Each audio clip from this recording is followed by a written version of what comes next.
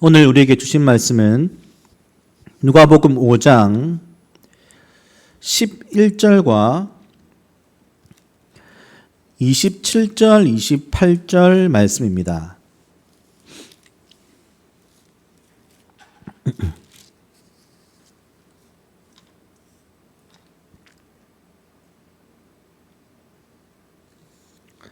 누가복음 5장 11절과 27절, 28절 말씀을 우리 다 함께 우리 읽도록 하겠습니다. 제가 같이 읽겠습니다. 그들이 배들을 육지에 대고 모든 것을 버려두고 예수를 따르니라. 그리고 27절 읽겠습니다. 그 후에 예수께서 나가사 레위라 하는 세리가 세관에 앉아 있는 것을 보시고 나를 따르라 하시니 그가 모든 것을 버리고 일어나 따르니라. 아멘. 오늘 2021년도 첫 주일 예수 시대 12번째 말씀 제자의 부르심이라는 제목으로 목사님 말씀 증거해 주시겠습니다.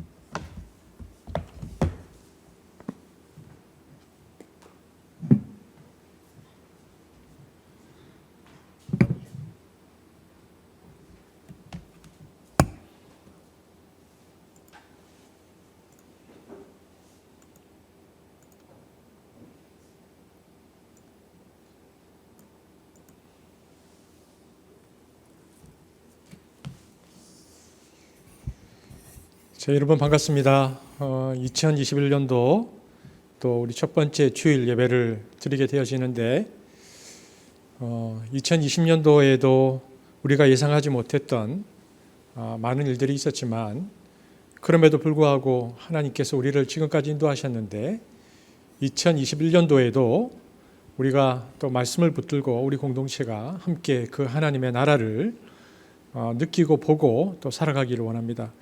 오늘 예배 가운데 하나님께서 함께 하시길 기대하면서 또 우리 말씀을 보려고 하는데요. 제가 먼저 기도하고 말씀 전하겠습니다. 사랑의 주님 감사합니다. 오늘도 사랑하는 한숲 지체들과 함께 하나님을 예배합니다.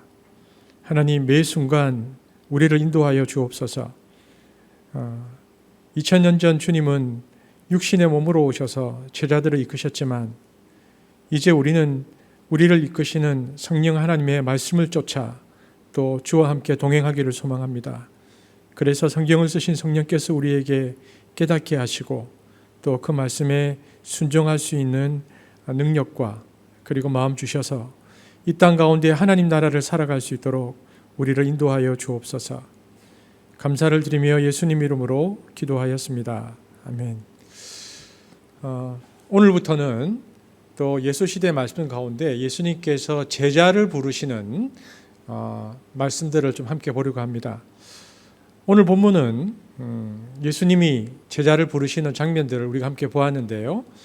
먼저 보았던 본문은 갈릴리 바닷가에서 또 베드로와 야고보 요한을 부르시고 또 그들을 나를 따르라고 말씀하셨던 장면, 그리고 또 뒤에서 보았던 이 본문은 성문 세관 앞에 앉아있던 레위라 불리던 세리바테를 부르시던 장면을 우리가 보았습니다.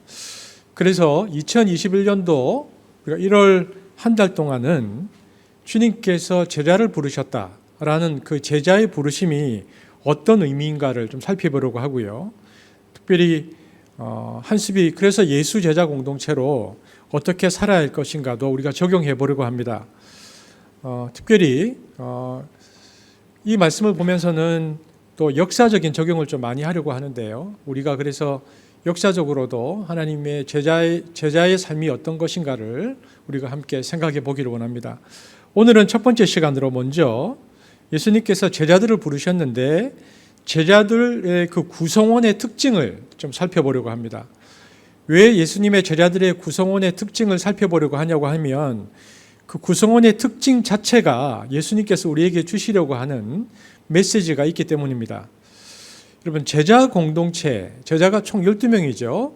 제자 공동체 구성원의 특징을 보면요, 예수님은 그들을 노동자나 농민에게서 뽑지 않았다는 것입니다. 그러니까 흔히 말하는 프롤레타리아 공동체가 아니었습니다. 하지만 민중신학자나 해방신학자나 또 진보진영의 정치신학자들은 예수 공동체는 노동자 공동체였다 이렇게 말하는 사람들이 있습니다. 그래서 그들이 그것의 근거로 삼은 이유는요, 예수는 목수였지 않은가, 제자들 모두 어부였지 않은가, 사도 바울 직업이 피역공이었지 않은가, 텐트 메이커였지 않는가라고 말합니다. 그러나 이것은 성경의 팩트를 몰라서 하는 얘기입니다. 오늘날은 경제적 분화로 사회를 구성할 때, 사회를 이제 정돈할 때에 뭐 자본가, 노동자, 또 중산층 이런 식으로 사회 분화를 우리가 이제 구별하지만 고대 사회는 그렇지 않았습니다. 고대 사회는 신분제였습니다. 그래서 예수님 당시 종교 사회의 분화는 오늘날처럼 경제적인 관점에서 분화되지 않고 신분이 나누어져 있었는데 예수님 당시의 종교 사회의 분화는 넷으로 나누어집니다. 첫 번째, 가장 상층부인데요. 상층부의 구성은 예루살렘을 중심으로 하는 대토지 소유자들인 지주들입니다. 그들이 제일 상층부를 차지하고 있었습니다. 당시는 토지 경제 사회였기 때문에 토지가 많고 또 노예가 많은 사람들이 사회의 상층부를 구성하는 토지 노예 복합 사회였습니다. 이 지주들을 뭐라고 불렀냐고 하면 귀족이라고 불렀죠. 그런데 이 사람들은 또 구체제 지주와 새로운 체제의 지주들로 나눠집니다. 그러니까 로마와 헤롯 왕가들이 들어오기 전부터 유대 전통 국가에서 귀족이었던 사람들이 있었습니다. 구체제 귀족인데 우리가 잘 아는 이렇게 영화에 보면 벤허라는 사람이 나오죠. 유다 베너가 벤은 아들이라는 뜻이기 때문에 이게 어떤 뜻이냐면 허씨 집안의 아들, 이름은 유다 이런 뜻인데요. 허씨 집안이 유명한 유대의 전통 가문이었습니다. 우리 교회도 그러면 뭐 또 그런 가문이 한 번 있죠. 그러니까 구귀족들입니다. 이런 사람들은 새로운 통치자들이 들어와도 그들과 협력 관계도 들어가기 때문에 땅과 소유를 그대로 유지하고요. 또 사내들인이라는 식민지 의회의 국회의원들이 되는 사람들입니다. 그래서 이 구귀족이 상층부를 차지하고 있었고요. 또 어떤 사람들이 상층부를 차지하고 있었는가? 헤롯의 왕가들 그리고 그 왕족들이 상층부를 차지하고 있었습니다. 그 다음에 새로운 최상위 계층으로 올라오기 시작한 이들이 있는데 이들은 누구냐면 헤롯이 성전을 짓고 나니까 성전의 제사장으로 임명된 사람들입니다. 뭐 가야바나 안나스 이런 사람들을 말하는데요. 이들은 헤롯이나 로마의 총독들이 임명한 자들이었기 때문에 이들은 당시 이 대제사장의 임기 중에서 로마 총독의 비위를 맞추지 못하면 이 제사장들은 즉시 경질되고 다른 사람들이 임명되곤 했습니다. 그러므로 이 신흥 귀족으로 올라왔었던 이 사두개인들, 제사장들의 정치적 성향은요, 친로마적 성향을 분명히 했습니다. 왜냐하면 그것은 그들의 밥줄이었고 또 그들의 생계에 걸린 문제였습니다. 그래서 대제사장들은 여러 번 로마의 지배에 맞서지 말고 또 유대 민중들에게 그 친로마적 그런 호소들을 많이 했는데요. 이들의 친로마적 경향이 얼마나 뚜렷했는지 AD 68년에 열심 당원들이 예루살렘을 장악했을 당시에 그 당시에 있었던 그 대제사장 아나니아가 살해됐고요. 아나니아의 집은 불탔고 다른 대제사장들은 다 도망갔습니다. 그러니까 친일파와 같은 정서들이었죠. 그런데 이들은 우리가 살펴보았었는데요. 성전 체제를 운영할 때에 성전 체제에 중요한 두 가지가 있죠. 뭡니까? 재물, 또 하나는 뭐였습니까? 환전. 근데 이 재물과 환전의 독점권들을 이 제사장들의 친척들에게 독점 사업으로 주었습니다. 그래서 이 친척들이 엄청나게 돈을 벌었는데 이들을 평사두개파라고 부르는데요. 이 사람들이 숫자가 그 당시 한 2만 명 정도 되었습니다. 그러니까 이 사람들이 신흥 귀족으로 올라왔습니다. 이 사람들을 성전 귀족이라고 불렀는데 종교 귀족, 종교 재벌이죠. 이런 세력이 형성되어서 상층부를 구성했습니다. 제일 위의 그룹입니다. 자, 그 다음 그룹은 뭐냐? 그 다음은 중간 계층인데요. 근데 이 중간 계층은 우리가 분명히 해야 될 것이 오늘날의 중산층과는 다릅니다.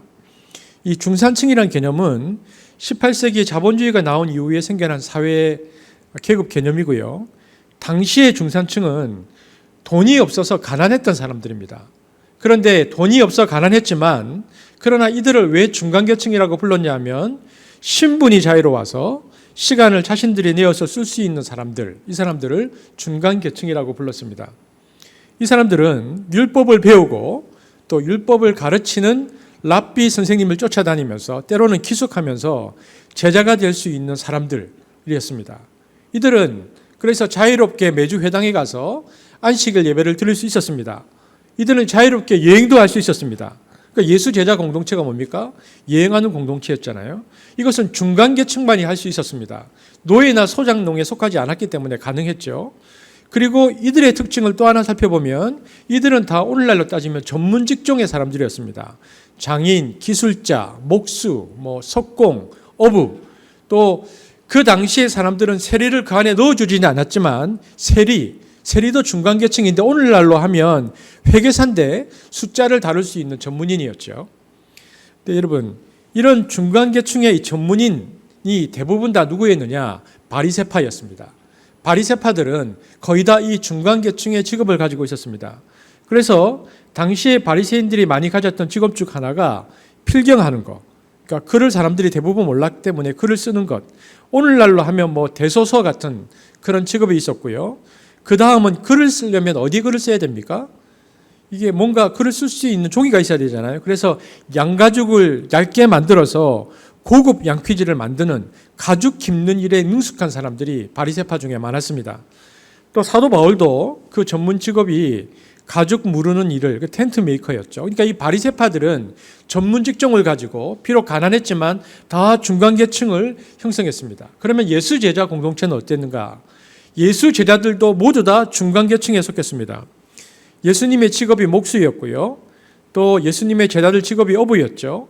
야고보와 요한도 그 당시에 부잣집, 그러니까 배를 가지고 있었던 오늘날 따지면 어업조합 아들들이었죠. 한번 보겠습니다.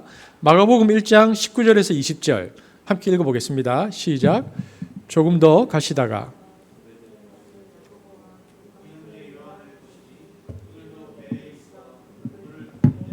곧 부르시니 그 아버지 세베대를 품꾼들과 함께 베어 버려두고 예수를 따라가니라.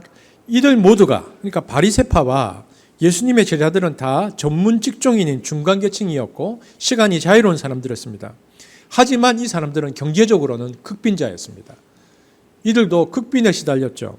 신분은 자유로웠지만 이 중간계층 사람들이 오늘날 중산층과 달리 개념이 다릅니다. 먹고 사는 것이 엄청나게 힘들었던 그룹들이었습니다. 그러니까 당시는 아주 부자거나 전혀 먹고 살 길이 없는 이들로 사회가 이렇게 이분화되어 있었죠. 그러면 상층부, 중간계층, 그 다음에는 누가 있었는가? 땅이 없는 농노들, 그러니까 소작농들이 있었습니다. 임대를 주고 농사 짓는 사람들. 이 사람들은 실제로 자유는 있습니다. 노예가 아니기 때문에 자유는 있는데 실제로 자유를 누릴 수 있는 물질과 시간이 전혀 없는 소작농들입니다. 그래서 이들의 삶은 매우 제한적이었습니다.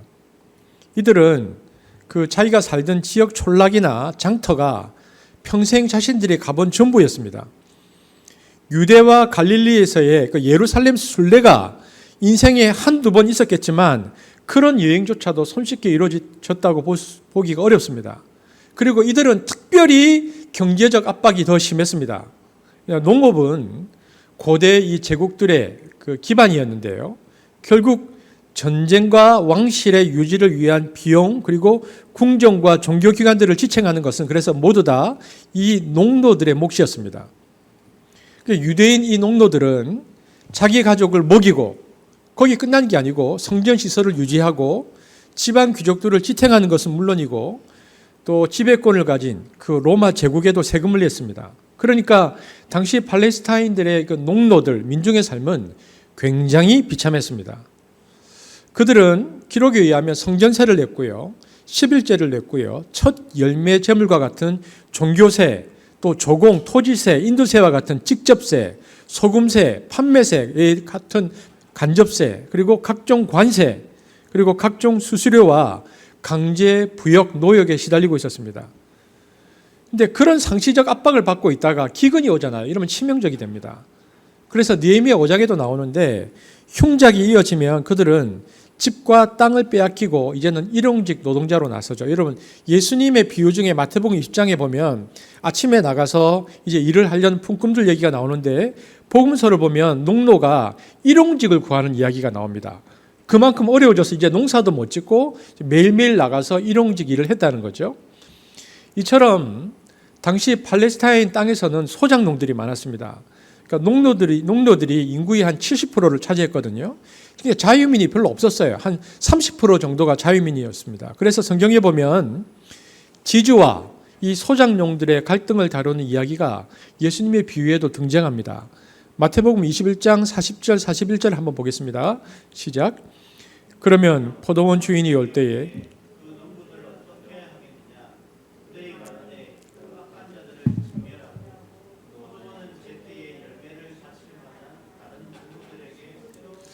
여러분, 이 비유는요 갈릴리의 소작투쟁을 배경으로 한 말씀입니다. 우리가 지난번에 살펴본 적이 있는데 사두개파는 성전을 독점해서 막강한 부를 축적했고요. 그 돈을 아주 비옥한 갈릴리 지역의 농경지를 다 사들였거든요. 그리고는 엄청나게 많은 그 지대를 요구했습니다. 그로 인해서 고통받는 소작농들이 갈릴리 지역에 너무 많았죠. 왜냐하면 소작비를 너무 많이 받아가니까 이 남은 식량을 가지고는 겨울을 넘길 수 없었고요. 아이들이 그래서 막 굶어 죽게 되니까 가을이 되면 막 소작투쟁들이 번번하게 일어나는 곳이 갈릴리입니다. 그러니까 자꾸 그곳에서 소작투쟁이 일어나니까 어떻게 해야 하는가 얘기가 나왔는데 군대를 보내서 싹 다 죽여버리자. 이 사두개파의 이 사람들의 이야기를 예수님께서 배경으로 한 것이었거든요. 그러니까 사두개파가 이 비유를 딱 들을 때에 굉장히 불편해했죠. 이처럼 자기 땅을 팔아먹고 노예 수준으로 굴러떠진 소작농들이 세 번째 계층에 굉장히 많았습니다. 그래서 이 사람들은 사두개파 사람들에 대한 박탈감과 분노가 굉장히 팽배했죠. 이것이 세 번째 그룹입니다. 네 번째 그룹은 뭘까요? 이 사람들이 노예들입니다. 노예들은 자유를 박탈당한 그룹들입니다. 당시 노예가 되는 경우는 한 세 종류가 있었는데요. 첫 번째는 빚을 많이 졌는데 빚을 갚을 수 없었던 유대인들은 자신들을 유대인 부자에게 스스로 팔았습니다. 그래서 그 빚을 농사일이나 집안일들을 하면서 갚아갔습니다. 그러니까 실제 이들은 자발적으로 노예가 된 사람들입니다. 왜냐하면 이 당시 법으로 유대인은 이방인에게 같은 유대인을 노예로 팔지 못하도록 법이 규정되어 있었기 때문에 유대인은 자기 스스로가 그래서 다른 부자의 유대인의 집으로 스스로 이렇게 노예로 들어가는 것이죠. 자발적 노예인데요. 그런데 이것은 당시의 방식으로는 자신의 너무나 가난했던 삶을 해결하는 하나의 좋은 방법이기도 했습니다. 이게 그렇게 증명되는 것은요. 이들이 이제 7년 안식년이 되면 풀려날 수 있는데 그런데 기록을 보면 빚진 자들의 상당수가 채권자에게 7년이 됐는데도 계속 헌신할 것을 다짐하면서 자발적으로 계속 종의 처지로 남아있던 사람들이 많이 있었습니다.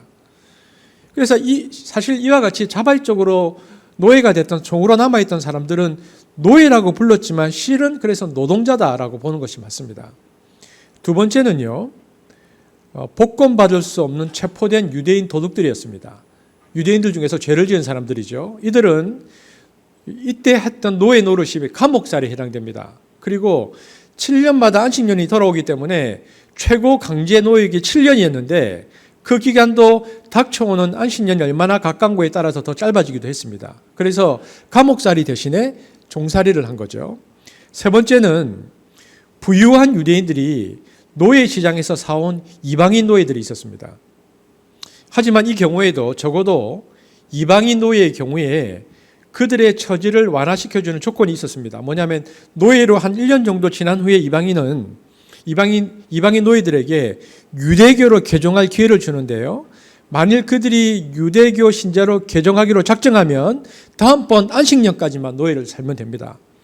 그리고 비록 그들이 노예 신분에 있다 할지라도 그들은 가족의 일원으로 대우를 받았고요. 만일 노예가 결혼할 경우에 주인은 그 처자식을 먹일 의무까지 담당했습니다.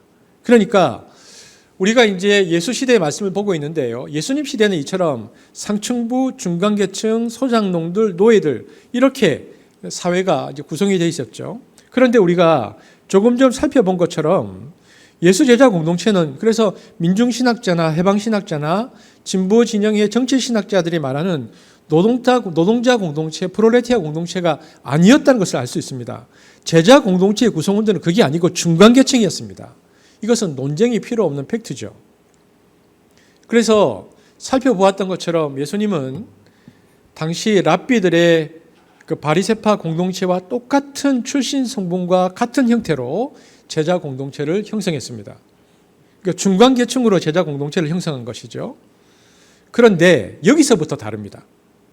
뭐가 달라지느냐? 예수님은 중간계층으로 공동체를 빚어 놓으시고는 그들이 살아가야 하는 방향을 제시하는데 그것이 당시의 랍비 공동체와 그때부터 다르더라는 것입니다. 여러분 우리가 이제 제자 생각하면 여러분 소크라테스도 제자가 있죠. 공자도 제자가 있고 뭐 노자, 그러니까 고대 현인들은 다 제자들을 모으고 거느렸는데 이런 그 고대 현인들의 제자 공동체의 목적은 뭐냐 하면요.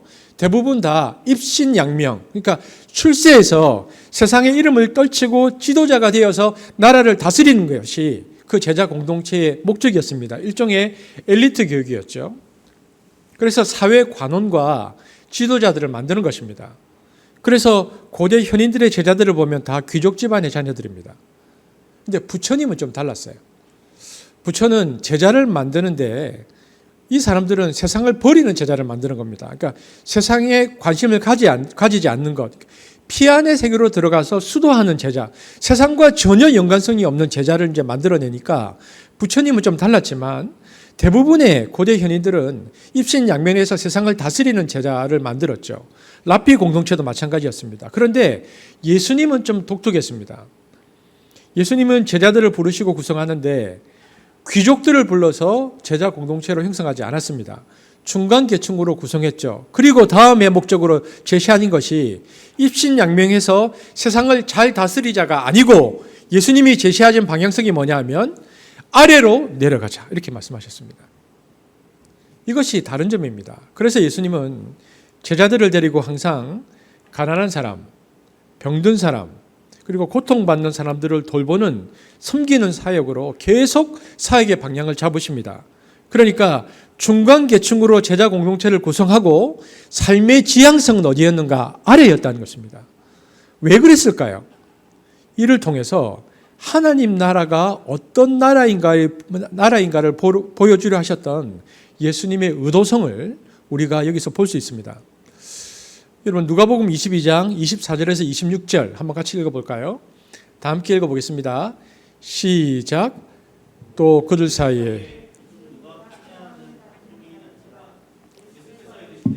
이방인의 임금들은 그들을 주관하며 그 집권자들은 은인이라 칭함을 받으나 너희는 그렇지 않을지니 너희 중에 큰 자는 젊은 자가 되고 다스리는 자는 섬기는 자와 같을지니라. 여러분 제자들이 자기들 가운데 누가 가장 크게 될 것인가를 두고 말다툼을 벌이고 있었습니다.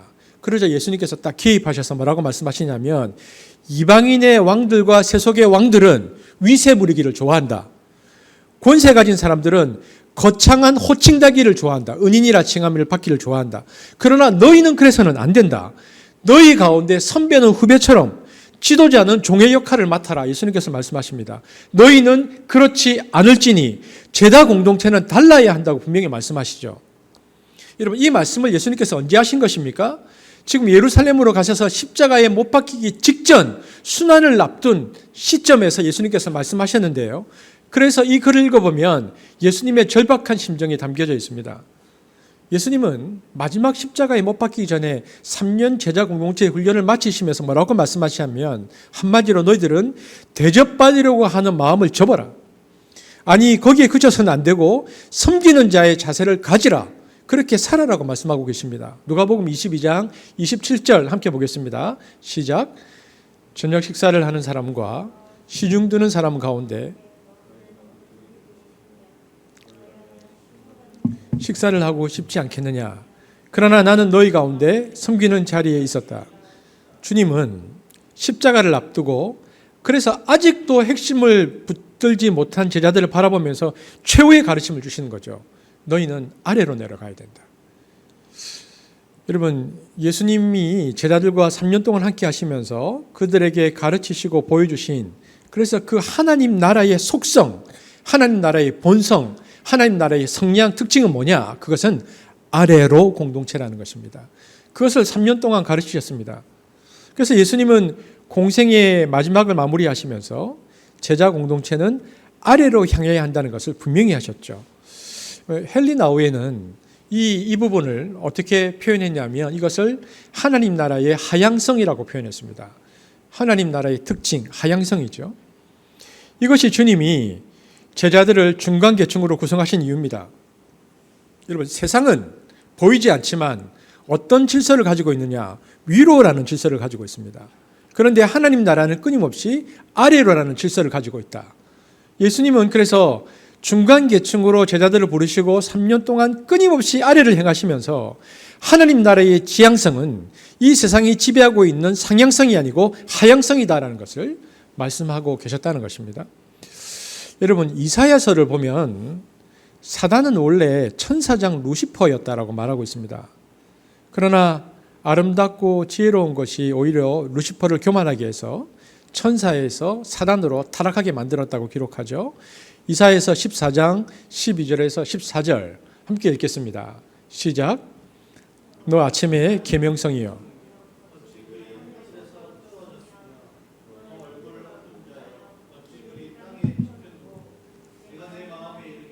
내가 하늘에 올라 하나님의 무별 위에 내 자리를 높이리라. 내가 북극 지폐 산 위에 앉으리라. 가장 높은 구름에 올라가 지극히 높은 이와 같아지리라 하는도다. 루시퍼가 사단이 된 이유가 뭐냐면요, 천사장이었는데 하나님처럼 끊임없이 하늘 높아지려고 했기 때문입니다. 그게 뭡니까? 그래서 이 사단의 속성이 뭡니까? 상향성이라는 것입니다. 이처럼 사단의 속성은 높아지려고 하는 겁니다. 그런데 인간은 타락한 이후에 너무나 이 사단과 닮았습니다. 창세기 3장에서 인류가 타락하고 에덴 동산에서 축출된 이후에 인간의 교만이 극에 달하고요. 마침내 극에 달한 인간이 집단화됐던 사건이 나옵니다. 그게 뭡니까? 그게 창세기 11장에 나오는 바벨탑 사건입니다. 우리가 하늘에 닿자, 이것이 바로 집단화된 인간 교만의 상징입니다. 그러니까 바벨탑을 쌓기 전까지 인간의 모든 역사는요, 그 사단의 유혹에 빠지고 사단과 똑같은 속성을 가져서 끊임없이 올라가려고 한 역사였고, 그것의 대표가 바벨탑이었습니다. 타락한 이후에 인류는 이 상향성의 역사와 문화를 한 번도 포기한 적이 없습니다. 왜냐하면 사단의 지배 속에 있었기 때문이죠. 그런데 창세기 12장부터 달라집니다. 창세기 12장부터 전개되는 아브라함을 부르시는 하나님은, 그런데 창세기 12장에 아브라함부터 시작하는 하나님의 구원의 역사를 만드시는데요, 이제는 뭐냐? 인간으로 내려가게 만드는 역사를 만드십니다. 그 전까지는 끊임없이 올라가는 역사였는데 아브라함을 부르시고 내려가게 만드시죠. 그래서 인간은 스스로를 구원하기 위해서 하늘 끝까지 올라가려고 했지만 하나님은 인간을 구원하시기 위해서 아브라함이라는 한 사람을 택하시는 것으로 출발해서 마침내 신약이 오면 자기의 독생자를 십자가에 내어 죽게 하시기까지 스스로를 낮추시고 또 낮추십니다. 그래서 예수님의 말 구유에 낮아지심은 겸손의 극치를 보여주는 것이죠. 하향성의 극치인데요. 빌립보서 2장 6절에서 8절 사도 바울의 이 고백을 보겠습니다. 시작. 그는 근본 하나님의 본체시나 오히려 자기를 비워 종의 형체를 가지사 사람들과 같이 되셨고 사람의 모양으로 나타나사 자기를 낮추시고 죽기까지 복종하셨으니 곧 십자가에 죽으심이라. 예수님은 제자를 중간계층으로 부르시고요, 3년 동안 끊임없이 아래를 향하시면서 하나님 나라의 하향성을 드러내십니다. 지향성이죠. 그러니까 이것은 대역전입니다. 어떤 역전이냐? 그 전까지의 모든 세상은 상향성, 그러니까 높아지려고만 했었던 지금까지의 인류의 모든 세속의 질서를 뒤엎어버리는 제자 공동체를 부르시고는 아래로 내려가는 것입니다. 높아지려고 하는 세상의 질서를 전복하는, 그래서 아주 독특한 공동체가 이 세상 가운데 탄생한 것입니다. 그것이 예수님께서 제자를 부르신 그 첫 번째의 아주 독특한 특징이죠. 여러분, 이것이 우리들에게 오늘 그 2021년도에 첫 번째 예배를 드리고 있는 우리들에게 의미하는 바가 뭘까요? 여러분, 우리도요, 무의식적으로 예수 믿고 나서 성공하고 부자가 되고 사회에서 높아지는 사고방식에 굉장히 익숙합니다. 그런데 과연 이것이 주님이 가르쳐 주신 삶의 지향성과 맞는 것인가? 우리가 잘 생각해 봐야 됩니다. 이 말은 뭐 예수 믿고 모두 망하고 가난하게만 살라는 말이 아닙니다. 자기 개발을 통해서 영향력을 발휘하는 실력이 있는 사람이 되는 건 중요합니다. 그래야 돈도 벌 수 있죠. 이 자본주의 사회에서. 그런데 그 모든 것이 어디를 향해야 되는 건가? 이 방향성이 중요하다는 것입니다. 그래서 예수님이 제자들을 향해서 하신 마지막 이 식탁에서의 그 말씀을 요즘 말로 바꾸면 이런 것입니다. 요즘 말로 바꾸면 예수님께서 제자들에게 이렇게 말씀하신 것인데, 야, 너희들이 왜 열심히 공부하고 열심히 일해서 돈도 벌고 또 전문성을 극대화해서 사회에 영향을 끼치는 지도자가 되려고 하는지 너희들 잘 생각해 봐야 돼. 신분 상승을 통해서 자기를 만족하고 많은 사람들부터 칭송받고 성공한 사람으로 명예롭게 남고 세상에 이름 날리기 위해서가 아니라는 것을 너희들은 알아야 돼. 너희는 그렇게 해서는 안 되는 거야. 예수 믿고 잘 먹고 잘 살기 위해서 내가 그렇게 하는 것이라면 예수를 따르는 공동체와 세상과 전혀 다를 것이 없는 거야. 너희들이 그렇게 최선을 다해 사는 이유는 그렇지 못한 사람들을 섬기기 위해서야. 너희가 그것을 잊어서는 안 돼.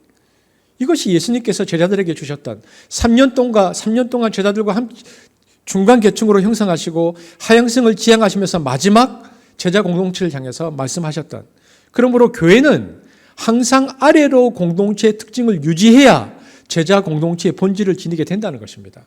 그것이 예수님께서 제자들을 부르신 의미죠. 여러분, 교회가 세워지고 2000년이 지났잖아요. 처음 세워졌던 교회, 그러니까 초대교회 당시의 교회들은 이 부분을 잘 감당했습니다. 그래서 처음 교회들은요, 가난한 자들을 구제를 잘했어요. 교회가 많이 있잖아요. 뭐 예루살렘 교회도 있고 안디옥 교회도 있고 소아시아 교회도 있는데 이 당시에 이제 로마 교회도 있었거든요. 로마 교회도 이 역할을 잘 감당했습니다. 로마 교회에서 나온 그 사가의 글을 보면 로마 교회에서 가장 좋은 직분이 뭐였을까요? 직분이 여러 가지 직분이 있잖아요. 뭐 목사, 집사, 뭐 장로 많이 있는데 제일 좋은 직분이 뭐였을까요? 집사였습니다. 근데 집사는 오늘날 개념과 좀 달라요. 우리처럼 교회 봉사하는 사람이 아니었어요. 그 로마 시대의 로마 교회 집사는요, 가난한 사람을 돌보는 직책이었습니다. 사회 봉사를 하는 사람이었어요. 그리고 아주 독특한 직분이 있었는데, 집사 중에서 성령의 능력을 받은 사람, 그러니까 축기자, 귀신 쫓는 사람을 집사로 임명했다는 기록이 있어요. 그래서 구마자라는 집사가 있었습니다. 귀신을 쫓는 집사. 그래서 세상에서 귀신 들린 사람들에게 요즘 말로 바꾸면요, 상담, 정신치유 이런 역할까지 집사들이 감당했습니다. 전인치유의 역할을 집사가 담당한 거죠. 그러니까 우리 센터도 보면요, 그 역할을 담당하고 있는 것입니다. 그리고 더 놀라운 것은 로마 교회 집사 중에서요, 월급을 주고 24시간 교회에서 일하는 집사를 두었다는 기록이 있습니다. 이 사람들은 뭘 하느냐? 월급을 받고요, 사회 봉사만 합니다. 오늘날로 말하면요, 사회복지사입니다. 그러니까 교회에서 사람을 고용해서 세상 사람을 전문적으로 섬기는 이 사람이 있다는 거죠. 이 제도를 지금 독일 교회가 본받았습니다. 독일 교회는 이 집사 역할이 있습니다. 그래서 그런 집사들이 선교사로 파송도 받습니다. 그래서 제3세계로 가서 구제, 빈민, 교육의 역할들을 감당하는데, 이것이 이미 로마 교회에 2000년 전 로마 교회에 있었다는 것입니다. 중세로 오잖아요. 중세 시대에는 여행자들이 여행을 하다가 이제 잠자리가 없고 먹을 것이 떨어지면 어디로 갔을까요?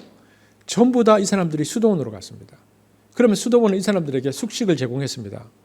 수도원을 찾아가면 전부 다 먹여주고 돌보아줬습니다. 나그네들을. 그리고 또 특별히 도시에서 병든 사람들이 있잖아요. 그러면 수사들이 가서 이 사람들을 섬겼습니다. 그러니까 기독교 공동체가 그 일을 했다는 것입니다.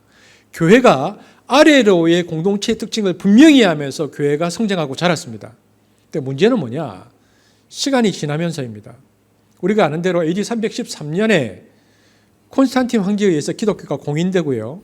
AD 378년 데오도시우스 황제 때 기독교가 이제는 로마 국교로 정하면서 모든 사람들이 강제로 개종하거든요. 이것은 선택권이 없었습니다. 그러니까 이쯤 되니까 왕들도 다 예수를 믿고 그리고 교회 안으로 귀족의 자녀들이 들어오고요. 점점 엘리트들이 교회로 들어오기 시작하면서 공부 잘하고 이 당시에 똑똑한 사람들이 교회의 추기경들이 되는 겁니다. 이들로 어느덧 교회가 구성하다 보니까 점점 시간이 지나니까 교회는 상층부의 구조가 되면서 아래로 내려가는 힘을 잃어버렸습니다. 그래서 공중에 붕 떠버렸어요, 교회가. 그러다가 이게 한 1500년, 1600년 좀 지나면요. 종교개혁이 일어날 당시쯤 가보면 캐톨릭은 사회의 완전한 상층부가 됩니다. 교회 시작은 아래로였었는데 1500년이 지나고 나면 캐톨릭은 아주 상층부를 차지하죠. 당시는 어떤 사회였는가? 왕과 귀족이 다스리는 신문제 사회였죠. 그래서 우리가 아는 기사, 남작, 자작, 백작, 후작, 공작 이런 사람들이 귀족, 왕들이 위를 다스리고 그리고 정치 체제는 군주 국가였습니다. 왕이 다스린 나라였죠. 그래서 왕자가 있었고 왕이 있었고 황제가 있었고 특별히 이 그 중세 시대의 당시 체제를 잘 반영해 주는 아주 유명한 얘기가 있죠. 여러분 프랑스의 루이 14세가 했었던 유명한 말이 있는데 혹시 기억나십니까? 짐이 곧 뭐다? 국가다. 여러분 이런 입장을 뭐라고 말합니까? 이런 입장을 왕권 신수설이라고 말합니다. 짐이 곧 국가다. 왕권 신수설이 무슨 말입니까? 왕의 권세를 하나님이 누구에게 주셨는가? 그 권세를 왕이 신으로부터 받는데 신이 왕 개인의 인격 위에 그 권세를 준다는 겁니다. 이게 왕권 신수설입니다. 그래서 왕이 그 권세를 하나님께로부터 받았기 때문에 자기 마음대로 통치하는 겁니다. 그러니까 군주제의 독재를 가능하게 하는 유명한 왕권 신수설이 나오는데요. 그래서 민주주의 의회도 필요 없다고 하면서 절대 권력을 주장했죠. 그런데 어느덧 교회는 당시 이 정치 체제와 왕의 입장을 대변해주고 있었습니다. 뿐만 아니라 교회가 이미 이 상층부의 아주 중요한 축을 차지하고 있었어요. 근데 이때 이제 변화가 일어나죠. 이때에 인문주의를 바탕으로 한 르네상스 문예 부흥의 영향으로요. 그때까지는 귀족들이 있었고 아주 하층민만 있었는데 이 중간에 있는 평민들이 인문주의 영향을 받으면서 깨어나기 시작했습니다.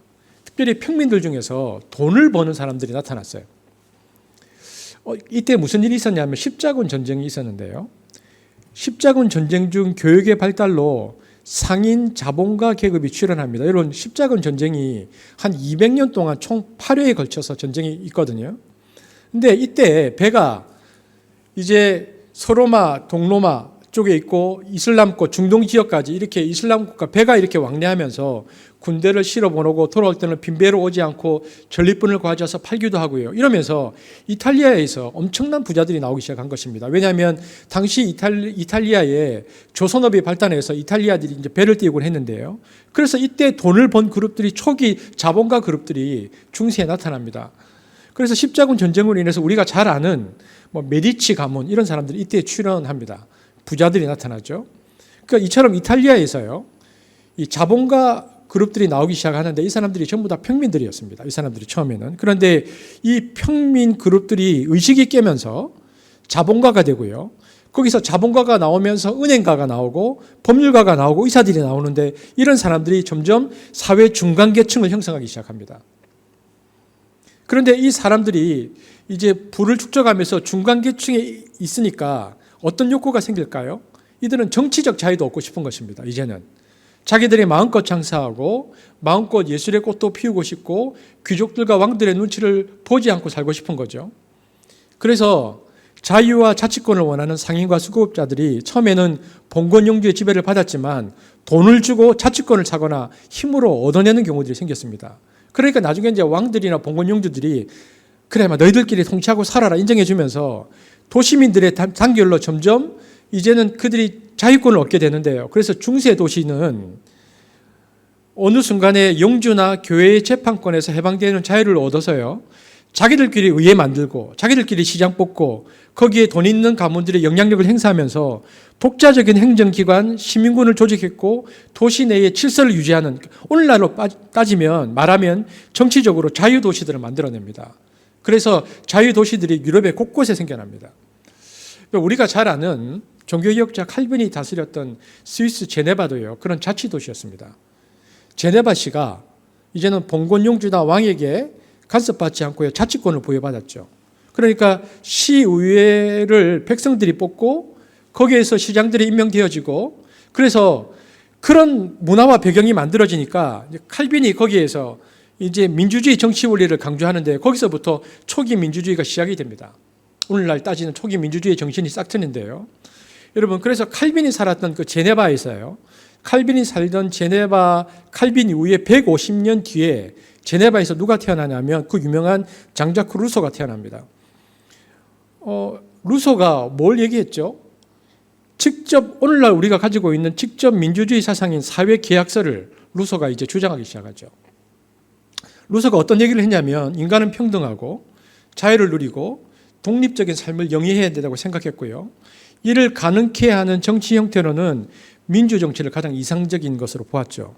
그리고 이것을 스위스의 제네바의 한 작은 도시 국가가 아니고 유럽 전체 시스템으로 발전시키고 확장시켰는데, 이게 이제 우리가 학교 다닐 때 우리가 한번 배운 적이 있는, 이것이 민약론이라고 하는 겁니다. 여러분, 이처럼 당시의 모든 구체제, 그러니까 왕과 귀족들, 그리고 그 교회, 캐톨릭의 교회들이 수탈하고 있던 군주제를 없애버리는 새로운 사상가들이에요. 거의 다 전부 스위스 제네바 출신이 많았습니다. 이처럼 16세기에서 18세기의 모든 시민혁명을 이끌은 지도자들은 그들의 정신적 사상이 어디서 나왔냐면 칼빈에게서 많은 영향을 받았죠. 그래서 루소도 그 제네바에 있던 칼빈에게 영향을 굉장히 많이 받았던 사람입니다. 그래서 이 민약론을 기초로 해서 소위 말하는 이제 우리가 아는 빅토르 유고의 소설이 배경이 되는 프랑스의 그 레미제라블 혁명이 터집니다. 이제 프랑스 혁명, 우리가 잘 아는 대로 프랑스 혁명은 이 군주제를, 그래서 뭐 침이고 국가다 뭐 이런 군주제를 완전히 폐지해버리고 당시 루이 16세와 그의 아내 마리 앙르아네트를 단둘이 죽여버리죠. 그냥 끝장내버립니다. 여러분, 이처럼 서구 민주주의의 모든 것이 자유도시에서 나오는데, 이곳의 지도자, 자유도시 지도자들이 다 평민들입니다. 이 새로운 평민들 그룹이 이제는 중세의 중간계층의 자리로 딱 들었습니다. 그러자 지금까지는 상층부의 구조가 왕과 귀족들과 캐톨릭이었잖아요. 그런데 이 평민들이 중간계층을 자리로 딱 들어서니까 이 사람들의 바뀐 세계관과 의식과 가치를 반영하는 새로운 기독교의 출현이 필요했습니다. 그게 종교개혁입니다. 구체적인 캐톨릭으로는 그들의 요구를 못 받아들이는 것, 다 담아낼 수 없었기 때문에 새로운 종교가 필요했는데 종교개혁이죠. 그러면 종교개혁을 주도했던 사람들은 누구냐? 우리가 잘 아는 유명한 인물이 누구죠? 루터와 칼빈이잖아요. 그런데 루터와 칼빈 둘 다 법대 출신인데요. 이 둘 다 평민이었습니다. 이 사람들도 그냥 평민이었죠. 루터는 에르푸르트 대학의 법과대학 출신이고 칼빈도 파리 법과대학 출신입니다. 그러니까 이 사람들도 평범한 평민이었다가 이제는 계몽주의 영향으로 법을 공부했었던 중간계층의 평민들이었습니다.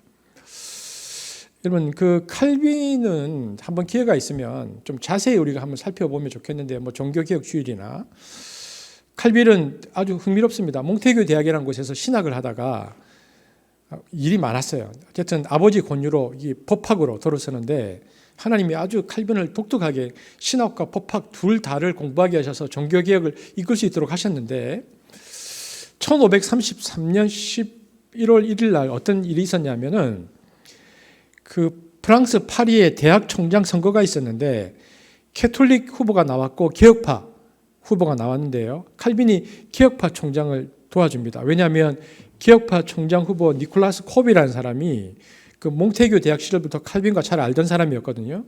그래서 이 선거를 통해서 콥이 법과대학 총장에 취임하고 난 다음에 칼빈이 그 당시에 굉장히 글을 잘 쓰고 잘 나가는 인문주의자였기 때문에 콥이 파리 왕립대학 학장으로 취입할 때 취임문을 칼빈이 작성해 줍니다. 근데 연설문의 내용이 이제 그 루터와 칼빈이 한 몇십 년 차이가 나는데요. 종교개혁 1세대인 루터와 쯔빙글리의 뉘앙스가 너무나 농후한 연설문을 써내는 겁니다. 그러니까 칼빈은 니콜라스 콥의 입을 이제 빌려서 어떤 일종의 자기의 생각, 복음을 전한 건데, 이 연설문이 이 당시의 황제의 심기를 굉장히 강하게 건드립니다. 그러니까 가톨릭의 본산이 프랑스고 거의 파리에 있었는데 이 용납할 리가 없죠. 그러니까 로마 천주교회가 굉장히 강력하게 반발했고 그 내용이 너무나 혁명적이어서 반역죄로 몰렸어요. 그것을 발표하자마자 그 콥은 국가보안법으로 바로 그냥 갇히고요. 칼빈은 전국에 지명수배됩니다. 당시 파리에서는 예루살렘에 핍박에 버금가는 개신교도들에 대한 탄압이 있었는데 수많은 개신교들이 이때 칼에 맞고 죽어갔거든요. 그러니까 칼빈이 어떻게 해야 됩니까? 살려고 하면 도망가야지. 26살 때 법대 상영 때 망명을 떠납니다. 망명을 떠나면서 그때 우리가 잘 아는 유명한 책을 써내죠. 그게 뭡니까? 그게 기독교 강요입니다. 그러니까 친구의 도움으로 파리를 탈출하죠. 칼빈은 파리에서 스위스로 갔다가 그것도 이 내용이 많습니다. 스위스의 제네바에 이르러서 제네바 종교교육에 가담하다가 나중에 한 제네바 의회하고 문제가 생겨서 다시 스트라스부르라는 곳으로 가는데요. 지도상 보면 스트라스부르는 독일과 프랑스의 경계지역입니다. 그러니까 알잔스 로렌 지방이라는 곳인데 밤낮 정쟁을 했던 곳입니다. 알퐁스 도대의 마지막 수업 배경이 되는 스트라스부르로 가는데요. 왜 칼빈이 거기로 갔냐면 당시에 개혁파 성도들을 스코틀랜드에서는 장로교라고 불렀고 프랑스에서는 위고너라고 불렀는데 너무 핍박을 많이 받던 위구더들이 난민이 되어서 스트라스부르로 국경을 넘어온 겁니다. 독일 쪽으로. 난민이 된 거죠. 그러니까 칼빈이 그곳에 가서 그래서 난민 목회를 했습니다. 3년 동안. 어부들의 교회, 마들렌 교회, 성 니콜라스 교회에서 난민 목회를 했죠. 여러분, 제가 왜 이렇게 이 배경 설명을 계속했냐 하면 루터나 칼빈, 그러니까 새로운 중간계층이 형성되어지고 중간계층의 사람들이 새로운 종교에 대한 욕구가 있을 때에 그들을 주로 했던 루터와 칼빈도 모두 다 평민 출신들이었고요. 그리고 그들은 그 당시에 법을 전공했던 법률가들이었습니다. 그러니까 이런 사람들이 새로운 세상을 만들려는 개혁의 세계관을 가지고 가치관을 가지고 역사를 바꿔나갔습니다. 중세의 큰 변화들이죠. 그런데 문제는 뭐냐? 가톨릭 구교는 입장을 달리했습니다. 가톨릭 구교는 그런데 왕과 귀족들로 구성된 그 구체제를 옹호했습니다. 새로운 세력에 의해서 이렇게 막 밑에서부터 변화가 일어나고 있는데 캐톨릭은 그것을 거부했죠. 받아들이지 못하니까 그래서 새로운 종교, 개신교가 그때 등장하고 나타난 것입니다. 그러니까 종교개혁이 갑자기 하늘에서 뚝 떨어진 게 아니고요. 이런 배경들을 가지고 나타난 것이죠. 그래서 개신교가 중심이 되어서 사회개혁을 했던 나라들은요.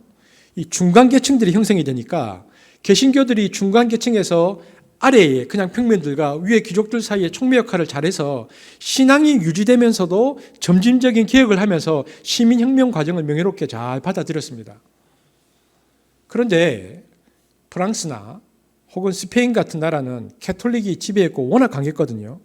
이 스페인이나 프랑스 같은 나라들은 새로운 변화들을 딱 받아들이지 않으니까 어떤 일이 생겼냐면 상층부와 평민들 사이에 중간계층이 없을 거잖아요. 그러니까 결국 하층에 있었던 이 민중들이 일어나서 전부 민중혁명을 일으켜서 이 체제를 바꿔버립니다. 그 대표적인 게 프랑스 대혁명이죠.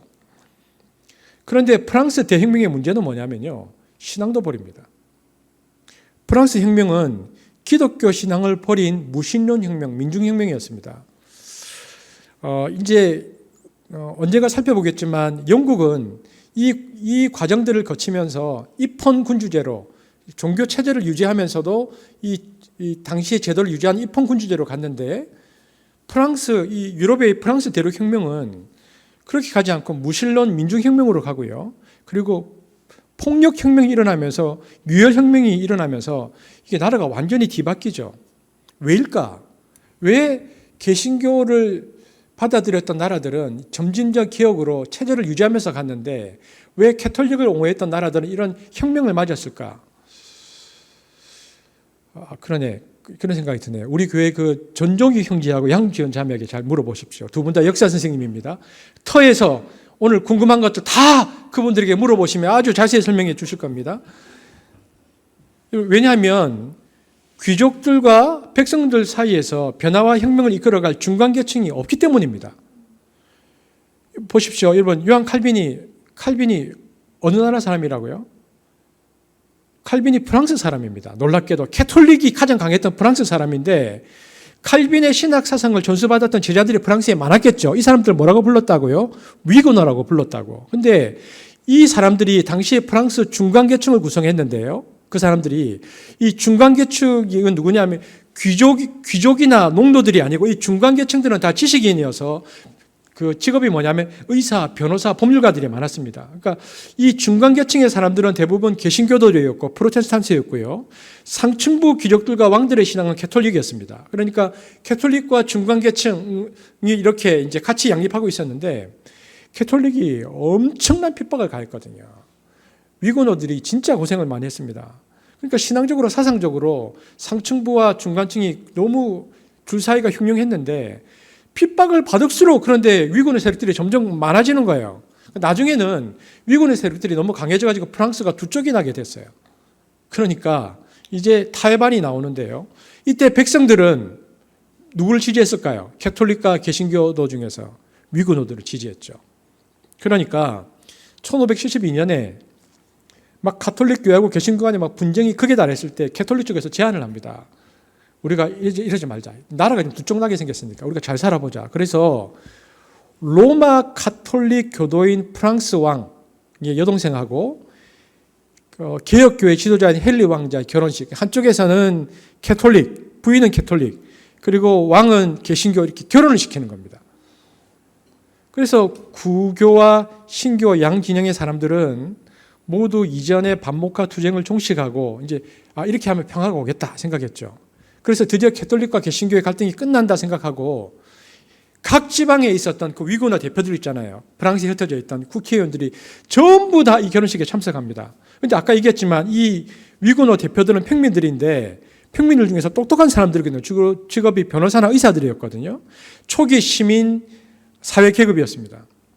이런 사람들이 이제 다 모여서 그동안에 무장 투쟁하던 것도 다 내려놓고 평화를 축하러 다 모였죠. 그날이 그 1572년인데요. 성 바돌로메의 날이라고 예수님의 12제자 중에 한 명을 기념하는 날이었습니다. 그런데 1572년 8월 24일 그날 저녁에 예식을 다 마치고 이제 막 모두 다 기분 좋아서 막 포도주에 잠자고 있는데 캐톨릭 구교 세력이요. 그날 저녁에 친히 쿠데타를 일으키죠. 처음부터 계획하고 있었던 겁니다. 그래서 그날 대학살이 일어납니다. 그래서 결혼식에 양진역의 지도자들이 대부분 참여했는데 생제르맹 교회의 종소리를 신호로 위고너들에 대한 살육이 시작되는데요. 일주일 동안 7만 명을 죽입니다. 특히 그 위고너의 지도자들이 다 참여했잖아요. 이때 거의 다 살해됩니다. 그래서 프랑스에서는 더 이상 개신교가 개혁신앙을 일으킬 수 있는 그 씨를 다 말려버려요. 그 배경으로 나온 영화가 있어요. 여왕 마고라는 영화가 있습니다. 집에 가서 여러분 인터넷 찾아보면 나옵니다. 여왕 마고. 그날 저녁에 결혼식 그날 저녁에 그 위고너 전국에서 올라온 위고너 지도자 2만 명이 죽습니다. 그게 유명한 성 바돌로메 대학살이죠. 그 바람에 프랑스에는요 귀족 계급하고 평민 계급 사이에 변화를 이끌어낼 중간계층이 다 사라집니다. 그날로. 그래서 루소가 민양론을 쓰고 그 뒤에 레미제라블 정도까지 가면요 중간에 위와 평민들을 완충해 줄 세력들이 다 없어집니다. 프랑스에서는. 그러자 어떻게 됩니까? 밑에 가난한 사람들이 자기를 대변해 줄 중간계층이 다 사라졌잖아요. 폭동이 일어나서 상층부 모두를 다 죽여버립니다. 그리고는 문제가 뭐냐? 캐톨릭이 지배 종교였기 때문에 무슬론을 선언하죠. 그래서 소위 프랑스에서의 혁명은 하나님 없는 인민주의 혁명입니다. 민중혁명, 폭력혁명이 일어난 겁니다. 여러분 뭘 말합니까? 기존 종교가 원래 교회를 세웠던 그 교회의 본질처럼 낮은 데로 내려가지 않고 기득권 세력과 결합해서 지배 종교가 되어버리면요 지배체제를 무너뜨리는 혁명을 하면서 지배체제가 가지고 있었던 종교도 내다버립니다. 그래서 프랑스 대혁명은 무신론을 선언한 시민혁명입니다. 여러분 프랑스 혁명과 비슷한 케이스가 또 있어요. 그 200년이 지나서 일어난 러시아 볼셰비키 혁명이 똑같습니다. 이 혁명으로 사회민주노동당 볼셰비키가 권력을 장악하고 소비에트 정권을 출범시키는데 공산주의자들이 혁명을 일으키다 보니까 이때의 상층부의 종교가 뭐냐? 러시아 종교회였거든요. 귀족편이었습니다. 있는 사람들의 종교였습니다. 그러니까 볼셰비키가 공산혁명, 민중혁명을 일으키면서 노동자 혁명을 일으켜서 정권을 장악한 다음에 러시아 정교회도 짓밟고 무신론을 주장하고 러시아 황제와 귀족들을 다 죽여버리죠. 그러니까 세계 역사에서 혁명의 성격이 가장 비슷한 것이 프랑스 혁명과 러시아 혁명입니다. 둘 다 무신론 혁명입니다. 여러분, 개신교가 중심이 되어서 사회개혁을 했던 나라들은 중간계층이 있기 때문에 신앙이 유지되면서 점진적인 개혁을 했는데요. 그런데 이런 촉매 역할을 못했던 나라들은 전부 민중혁명 폭발로 끝났습니다. 중간 지도자가 없었기 때문이죠. 그 뒤는 더 혼란스럽습니다. 혁명이 끝나니까 독재자들이 들어오거든요. 프랑스 대혁명 이후에 누가 들어옵니까? 나폴레옹이 들어오고, 러시아 혁명 이후에 스탈린이 들어오잖아요. 이게 혁명이 가지고 있는 독입니다. 사태 수습을 못해서 독재자들이 들어옵니다. 이런 식으로 교회가 아래로 내려가지 않고 그 사회에서 지배 종교가 되었을 때에 이 지배 체제가 붕괴되면서 종교도 함께 없어져 버리거든요. 그래서 지금 유럽의 이유를 보면 대부분 무신론 사회입니다. 교회를 가지 않아요. 이처럼 캐톨릭이 가진 자들의 종교가 되어서 무신론 혁명이 일어나는 바람에 유럽 사회가 전부 무신론 사회로 바뀐 겁니다. 영향력이 굉장히 컸어요. 그래서 예수 믿는 사람들을 지금은 찾아보기가 거의 힘들어졌습니다. 그러면 개신교는 어땠느냐? 1517년에 종교개혁이 일어나고 18세기까지는 개신교가 개혁적이었습니다. 특별히 장로교는 개신교 중에서도 가장 개혁적인 종파입니다. 그래서 장로교들이나 개신교들을 프로테스탄트라고 명하는 이유가 뜻이 저항하는 자들이라는 뜻이잖아요. 구체제에 저항하는 사람들, 이 사람들을 중심으로 자유민주주의 사회가 유럽에 들어옵니다. 그래서 왕과 귀족들이 다스리는 사회가 사라지고요. 국민들이 투표해서 대표가 뽑히는 민주주의 사회가 들어옵니다. 근데 문제는 16세기의 종교개혁 200년이 지나니까 이 초기 자본가들이, 아까 말씀드렸던 자본가들이 귀족이 사라진 자리를 대신 차지했습니다. 왕과 귀족들 대신에 돈 있는 사람들의 통치가 시작된 것입니다. 이것을 시민계급이라고 불렸는데 나중 공산주의 혁명 때는 그것을 부르주아 계급이라고 불렀죠. 이때 이제 산업혁명이 막 일어날 때인데요. 노동자들이 시골에서 도시로 올라와서 많은 사람들이 노동자가 되었습니다. 왜냐하면 시골에서는 먹고 살 수가 없었으니까. 그때 어린아이부터 노인들까지 24시간 공장에서 유럽에서 일을 하고 처참하게 살았는데 노동법 같은 건 아예 없었죠. 근데 이때 기독교가 어느 자리에 서 있었는가? 자본가들의 기독교에 딱 섰습니다. 노동자들의 기독교가 아니었어요. 그래서 기독교가 16세기에서는 개혁적이었는데 18세기 와서는 가진 자들의 종교로 또 바뀌죠. 그러니까 교회가 16세기에서 18세기까지는 중간계층인 시민세력과 함께 종교개혁을 이루어냈는데 18세기에 들어와서도 계속 아래로 내려갔으면 좋았을 텐데 그렇지 못하고 소위 말하는 부르주아 종교가 되어버린 겁니다. 그래서 프랑스 혁명인 무신론 혁명이 일어나고 19세기에 러시아 무신론 혁명이 일어나는 거죠. 그래서 러시아도 러시아 종교의 피해가 컸기 때문에 그렇게 해서 유럽 사회 전체의 기독교가 붕괴되어 버린 겁니다. 여러분, 교회가 역사적으로 아래에 있는 사람들과 연대하고 그 사람들의 아픔과 고통을 받아들이고 그것을 고쳐나가는 개혁과 변혁의 역할을 했을 때는 교회가 세상의 빛과 소금의 역할들을 잘 감당해냈습니다. 그런데 이것을 상실하고 상층부로 올라가서 위를 장악하고 지배하는 종교가 되면요, 교회는 역사 속에서 태물이 되어버리는 겁니다. 여러분, 한국 교회도 똑같았습니다. 한국 교회도 구한 말과 일제시대에는 아래로의 교회였습니다. 여성들 교육 다 누가 있어요? 기독교가 있습니다. 이어학당, 그러니까 여성들 교육을 기독교가 했고요. 반상철폐, 그러니까 양반과 상놈의 신분제를 철폐하고, 그래서 백정들로 이루어진 교회도 있었고 양반과 백정이 함께 앉아서 예배드렸던 교회도 나왔는데 2조 말에 큰 충격을 줬죠. 여러분, 제가 한번 우리가 살펴본 적이 있는데 무호 선교사가 세운 승동교회가 그랬습니다.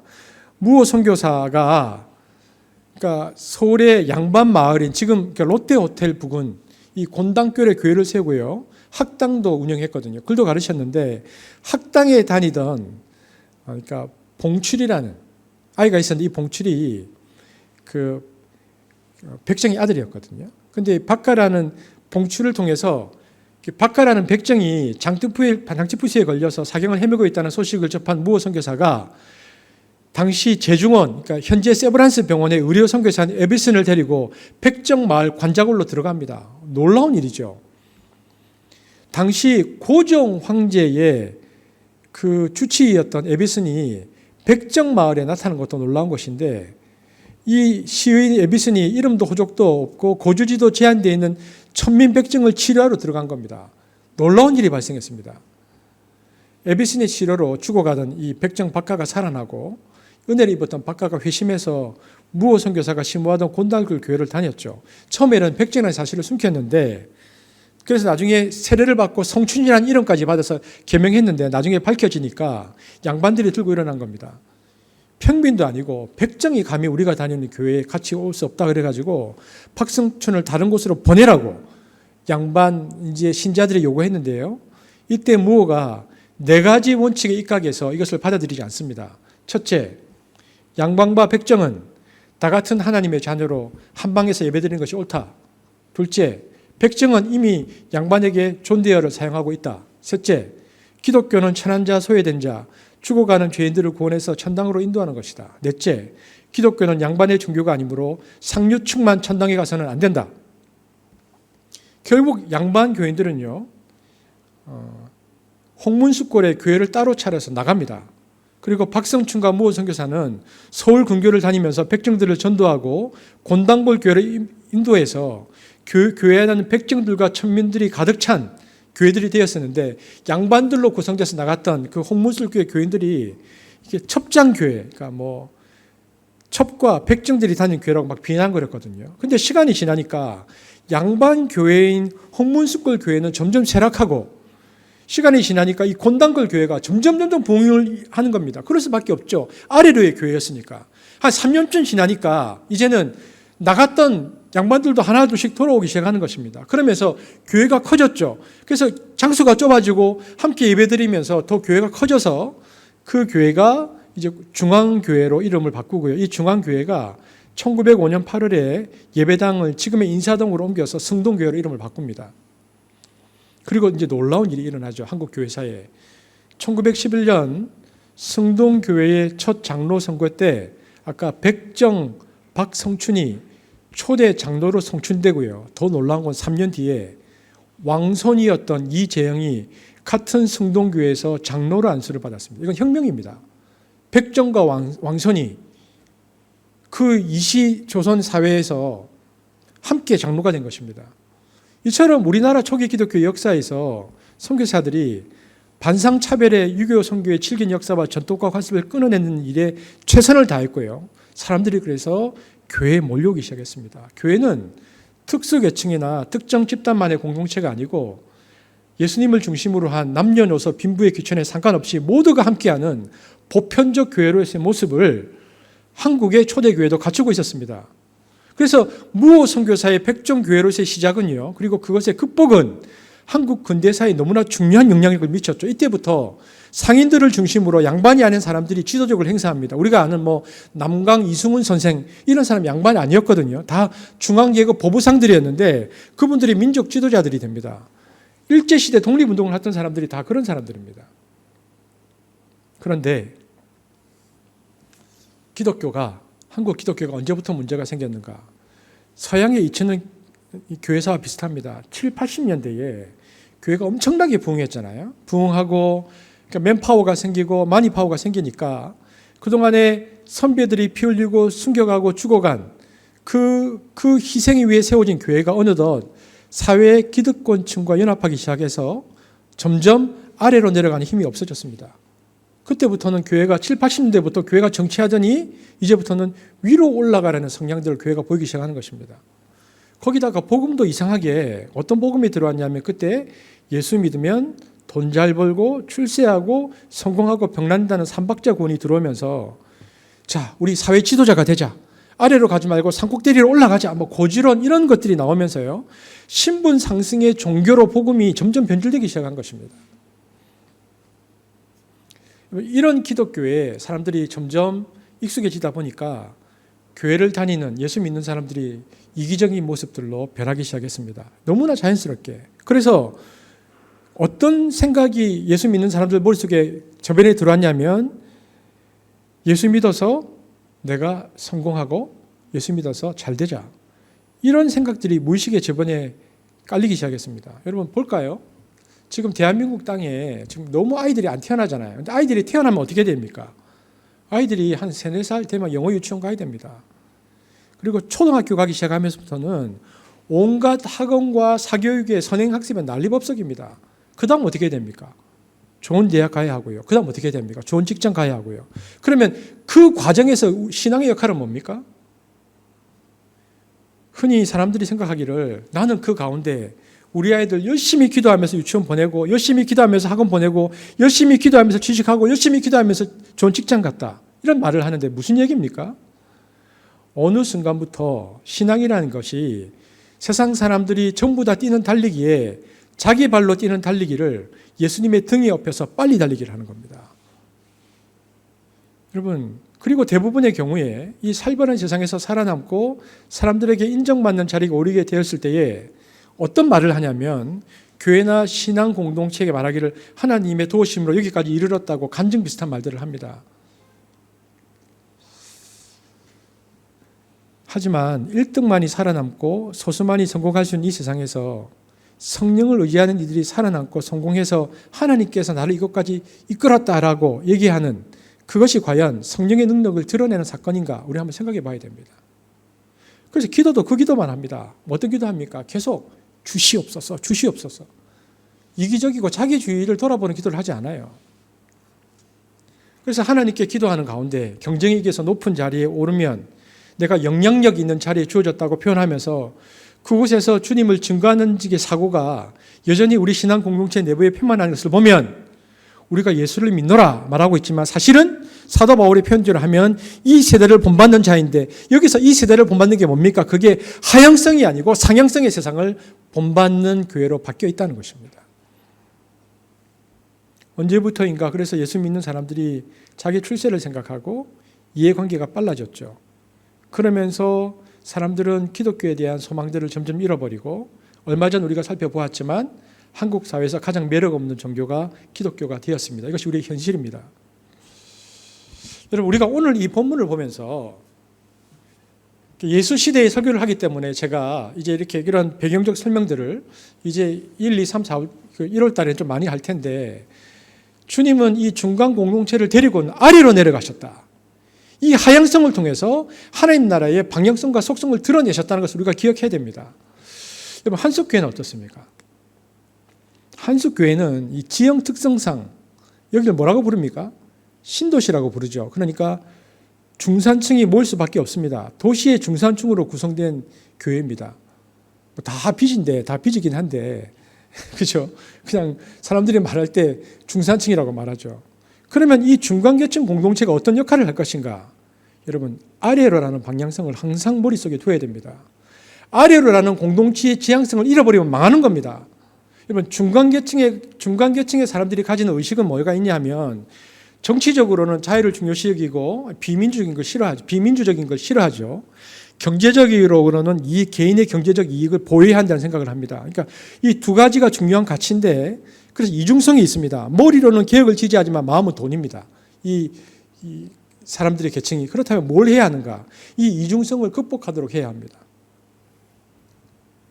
개인적인 자유를 존중하고 노력하는 것이 좋지만 그것으로 공동체를 위해 헌신한 사람으로 바꿔줘야 되죠. 이기성을 넘어갈 수 있도록 해야 합니다. 그러면 그런 사람들이 많아지면 사회 통합에 대해서 양극화를 어느 정도 극복할 수 있죠. 근데 여러분 보십시오. 예수님도 그랬고요. 아래로서만 만약에 제자 공동체를 택했으면 사회 변혁에 힘이 없는 겁니다. 하지만 중간 공동체가 있으면 중간 공동체가 통합되면 위아래로 어우리면서 변혁할 수 있고요. 이 중간 공동체가 다음 세대 리더십으로 형성이 되면 이 사회의 변화의 소망이 있는 겁니다. 그런데 그걸 못하면 망하는 거죠. 그러면 여러분, 한국 교회의 선교적 과제는 뭐냐? 한국의 시민사회, 중간사회를 이기적이고 실용적인 중도 세력을 변혁적이고 공동체에 헌신하는 이타적인 중도 세력으로 바꿔내는 거. 이게 한국 교회의 선교적 과제입니다. 이걸 가장 하기 좋은 데가 어디냐? 교회입니다. 여러분, 제자 공동체가 되기 위한 과정이 그리 거창하지 않습니다. 교회 구성원들이 조금만 더 변화되자는 겁니다. 중간층으로 자기 성장과 자기 발전도 하고 아이들 교육도 하고 삶의 질도 다 높이자 하자는 겁니다. 그러나 그중에 얼마 많은 조금 나누자. 얼마 많은 아래를 향해서 쓰자. 이렇게만 하면 한국 사회는 살 수 있습니다. 그 중심에 한국 교회가 있으면 한국 교회는 역사 속에서 빛과 소금의 역할을 감당하는 교회가 되는 것입니다. 기독교가 되는 것입니다. 이것 때문에 복음이 다시 힘을 얻게 될 것입니다. 교회에 대한 소망을 한국 사회가 다시 두기 시작할 것입니다. 이 과정은 길겠죠. 이 긴 과정을 하기 위해서 모범적인 공동체가 나와야 되는데 저는 한습교회가 그렇게 되기를 기대하고 소망한다는 것입니다. 그래서 2021년도를 시작하면서 한습교회가 아래로의 공동체를 통해서 하나님 나라의 이 지향성을 바탕으로 하는 사회를 변혁하는 공동체로 쓰임받게 되어지기를 주님의 이름으로 축복합니다. 기도하겠습니다. 사랑의 주님, 감사합니다. 오늘 2021년도 첫 번째 예배를 드리면서 예수님께서 제자 공동체를 부르셨던 그 하나님 나라의 방향성 속성을 역사적인 관점으로 나눠 보았습니다. 하나님, 그렇습니다. 역사는 끊임없이 반복되고 있습니다. 2000년 교회사도 그랬고 200년의 짧은 한국의 교회사도 그러합니다. 그래서 우리가 지금 어디를 향하고 있는지 보여집니다. 주님, 이 시대에 우리가 분별하여서 상향성의 세상이 아니라 하향성으로 방향을 잡고 특별히 한습이 그 역할을 감당해내는 교회가 되기를 원합니다. 한습을 통해서 하나님 나라를 보기를 원하는 그 마음들을 우리가 가지고 있는데 하나님께서 하향성의 교회로 우리를 빚어가셔서 그 역할을 감당하는 교회가 될 수 있도록 우리를 사용하여 주옵소서. 감사를 드리며 예수님 이름으로 기도합니다.